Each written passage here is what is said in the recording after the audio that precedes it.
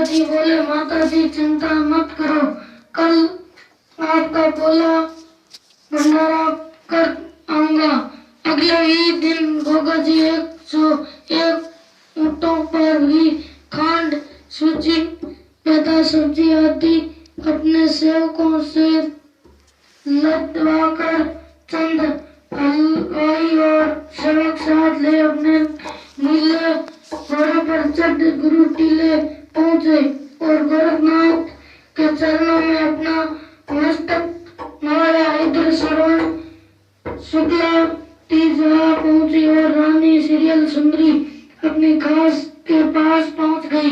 वहां रानी बाचल अपनी बहू की जिन देखकर नगर की सुंदर सुगढ़ कुल बंधुओं को बुला के बाग में तीज झूलने की सारी तैयारी